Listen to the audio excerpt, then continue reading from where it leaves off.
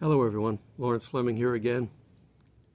Well, I'm back at my camp that I like here because there's so much beauty around me, but I don't have to worry about doing anything here. There are a few bugs that bother me, but not like I spent last week. Anything here is a welcome relief from what I had to deal with last week. I'm still scratching, and I will be for a while. I can imagine with just these little bugs around me what it's going to be like for those at the end times when they've got things falling from the sky like scorpions. Not flies like I had to deal with, but scorpions that sting.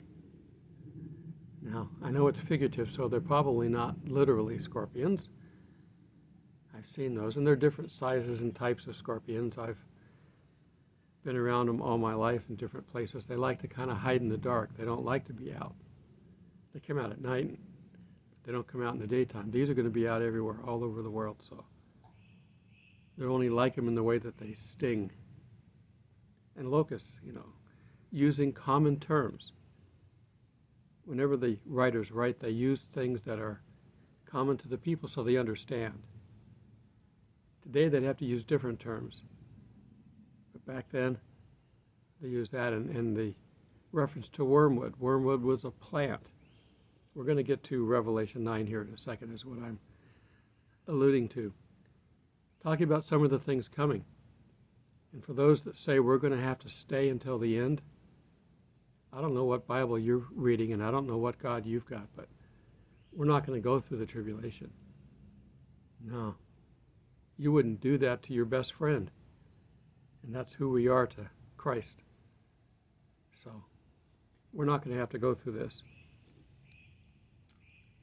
When we're going to get out of here, I don't know. I wish we did have some kind of an indication. God, come get me before I have to pay my next month's rent, or before I have to have my knee operated on, whatever it could be. We don't know. We might be right in the middle of surgery when he calls us up. We have no control over that. I know God can do whatever he wants, but I think he's entrusting Satan to do his best or worst, whatever you want to call it, down here on earth. And for that, I think God kind of just backs away and lets him have at it. So that's why we got to be out of here. Okay. Then the fifth angel sounded. This is in chapter 9, verse 1. And I saw a star fall from heaven to the earth. Now, we know the star is typical of an angel or a demon or something associated with a heavenly body because it glows as it comes down to earth. Is this a special demon? Is this Satan himself? Could be anybody at this point, but it's not good because he has the key man. If you're a Ghostbusters fan, to him was given the key of the bottomless pit. I don't really understand why they would use the term bottomless pit. Obviously it's deep, but if it's bottomless, all you're doing is falling. Falling's not harmful unless you're afraid of falling. Just a long way down. But apparently back then they considered that a very frightening thing. And he opened the bottomless pit from the top or the bottom. And smoke arose out of the pit like the smoke of a giant furnace. So the sun and the air were darkened because of the smoke of the pit, and out of the smoke locusts came upon the earth. Now they were afraid of locusts back then because these people were mostly farmers. And whether you were a sheep herder or a farmer going for the grain, locusts would eat up everything. They just come through and they wipe out all vegetation. So if you're a sheep herder, the sheep have nothing to eat. If you're growing the grain, you have nothing to harvest. So they were very, very much feared and used throughout time. I mean, we had them back in Moses' time.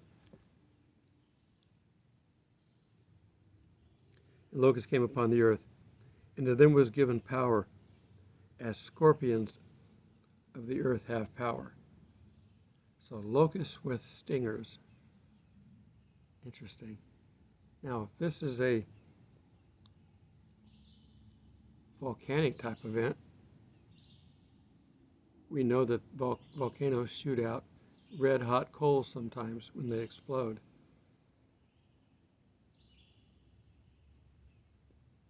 You know, we're using figurative language here, something that we have to try to understand, at least from the point of view of we're given a picture in our mind. What kind of a picture do we paint? We need Bob Ross here to paint this for us. They were commanded not to harm the grass of the earth or any green thing or any tree. Now that I don't understand. If we got something coming out that's fiery with a sting, you know, bugs don't bother green stuff in general, but locusts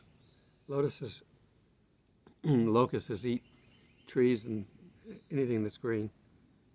So we're going to have to find out what this really is. People have tried to make guesses, but nobody knows for sure. You've got to have a prophet interpret prophet. Prophetic language. Okay, but only those men who do not have the seal of God on their foreheads. Well, who has the seal of God on their foreheads? The 144,000, remember? They have to be sealed. Could that include Christians that are around? Could. There will be Christians during the tribulation, but it won't be us. There will be new Christians. There will be many saved during the tribulation time frame. And again, I tell you, there's nothing in the Bible anywhere that says the tribulation is 7 years long. Daniel's 70th day is 7 years long. And the only time that we have tribulation associated with it is the second half, called the Great Tribulation. But what's the first half called? The Little Tribulation? There's no reference. We don't know how long the tribulation is. We know how long 70th day is, but that's it. There's so much old teaching that we got to deal with when we come up to Revelation. Okay, so they had the seal on the forehead, and they were not giving authority to kill them, but to torment them for 5 months. The torment was like the torment of a scorpion when it strikes a man. In those days, men will seek death and will not find it. They will desire to die, and death will flee from them. That's really, really bad times. We don't have to experience it. The shape of the locusts was like horses prepared for battle. On their heads were crowns and something like gold, and their faces were like the faces of men. They had their hair like women's hair and their teeth like lions' teeth. They had breastplates like the breastplates of iron, and the sound of their wings was like the sound of chariots with many horses running into battle.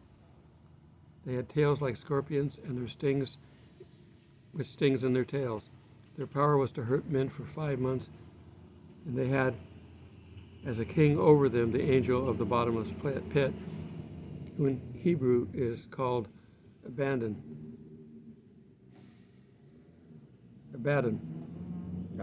Bugs.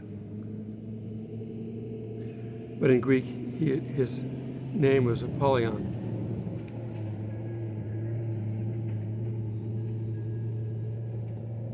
Getting distracted here, I need to stay focused. One woe is past. Behold, there are still 2 more woes that are coming. The 6th trumpet would be one, and probably the 7th. Woes were not good.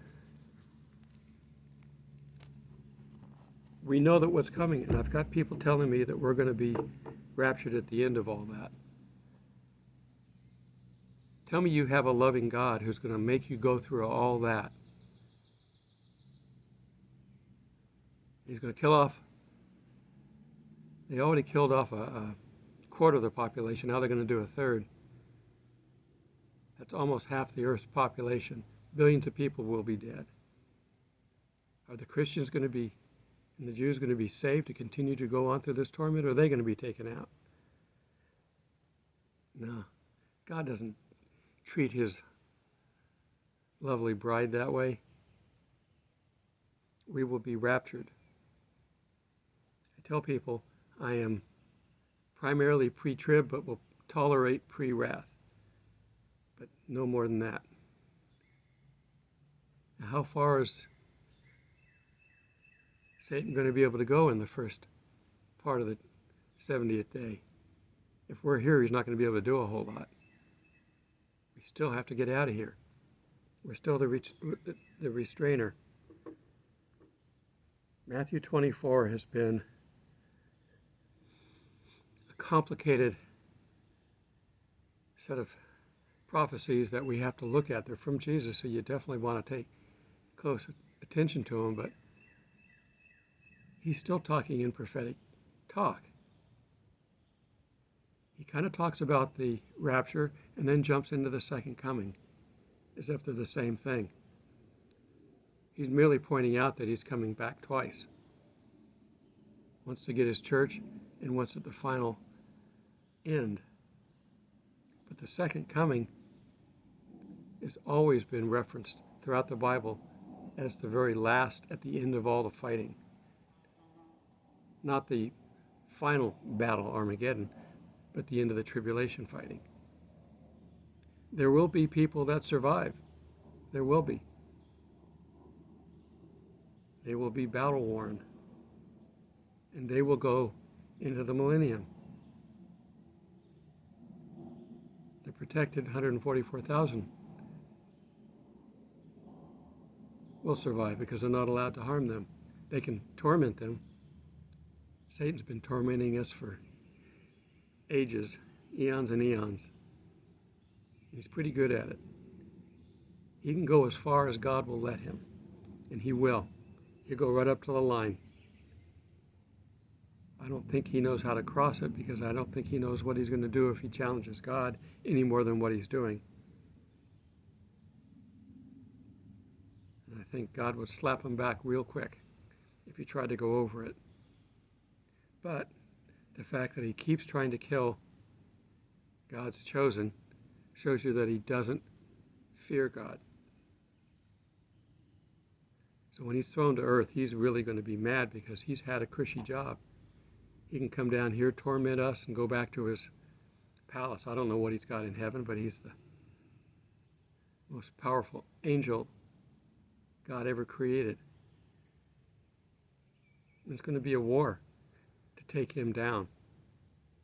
Michael has come up to him a number of times, and Satan would challenge Michael, God's number one angel up there, and Michael would always defer to God. He wouldn't stand up to him. That was his instruction, so I'm not saying he's afraid or a coward, but that was his instruction. But now when the war happens, he will be fighting. Michael will be fighting. He's going to have a lot of people fighting with him, a lot of angels, maybe some people from heaven. We might go up in the rapture to help pray for it. I don't know what we're doing along that line. The rapture may be to get us up there, to help through prayer, and some maybe through fighting. I don't know how they fight. Or maybe that we got to get out of here down here because when Satan's thrown down with the rest of his angels, he's going to want to lash out. That's probably my first choice, but I wouldn't mind taking a few swings at Satan if we got an army of angels from God right behind me. We don't know how they fight up there, but there will be a war in heaven. Are they throwing fireballs? Are they up there just, your mother wears army boots? Are they insulting each other back and forth to see who wins? I don't know. But it's called a war, so there's major fighting. Satan thinks he can win, but he doesn't. He never wins, but he's persistent. I will give him credit as being persistent. He never gives up, which is, on a weird kind of way, what we need to do. Never give up. If Satan will never give up, and we've got God behind us, we should never give up either. Okay. I'm going to be working for the next 5 days. I don't know what I'm doing yet. I've been assigned a job, but I don't know what I'm doing. I couldn't tell you anyway, but I don't know what I'm doing. So I don't know how long I'm working. I'm a stand-in for this job, so I have to be there as long as the actor I'm standing in for is there. So if this one's working a lot, I'll be working a lot. Or if you've got someone that comes in and does a few scenes and goes home, yeah, they might let me. I don't know. But I'm interested in finding out. I don't know the name of the project that I'm on. I don't know who's in it. Again, I can't tell you, but I'm curious. But I don't know how to schedule myself. I may have to do little short videos. I mean, less than 5 minutes if I can't. I mean, if I'm working 12, 14 hours and I get home in the dark and I leave in the dark, it's going to be hard for me to arrange this. So pray for me that I will have time for you. And depending on the set that I'm on, I may or may not have my cell phone. And they probably wouldn't want me recording a video on set anyway. So I'm looking forward to my new time. I need to come up with some extra cash right now, so I'm taking extra work because I've got to put this to an end at some point and get back to my house hunting. I stopped house hunting to do this. I've got an agent that's ready to go to work. I told her to call me tonight and let's get a game plan together and see if I can get me in a place in the next 2 or 3 weeks. It would make life easier for me. I thought this was going to be easy, but not being in an RV means that I can't go places that I might otherwise. If I was in an RV, I could have handled that down there a lot better.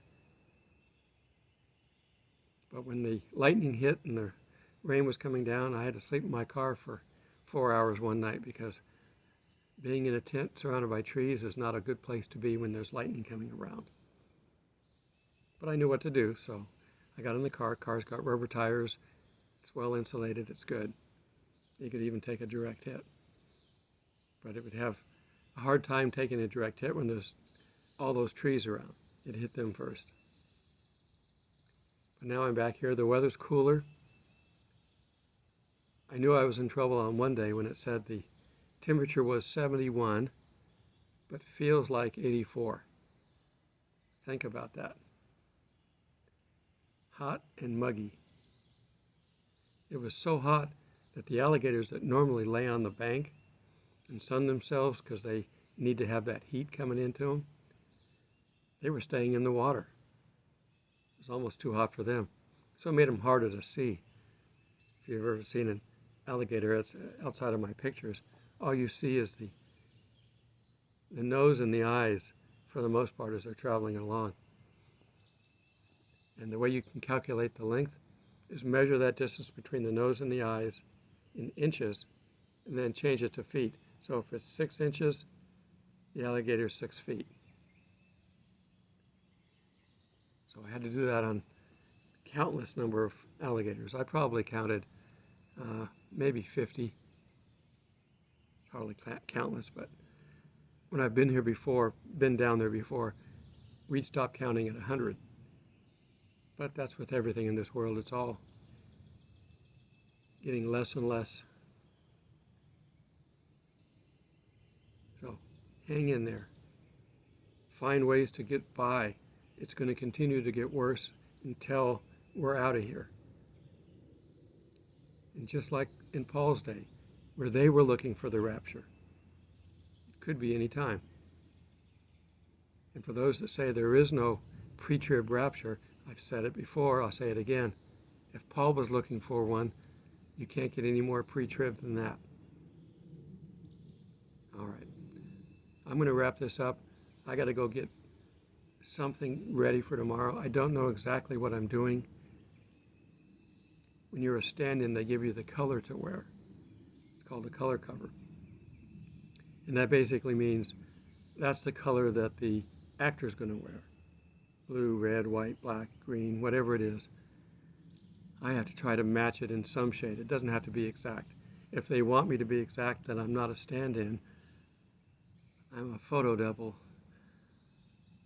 And I don't know who I'm doing this for, so God forbid he look like me. Anyhow, I have to go get ready. And my call time could be 5 in the morning and it could be 5 in the afternoon. I don't know until they send it to me sometime tonight. Then maybe I'll know. God is taking care of us piece by piece, person by person as we go through this. So don't give up. I don't know when we're going to get out of here. But be ready. Be prepared. And don't do anything foolish while you're waiting. Till we meet in the clouds. God bless.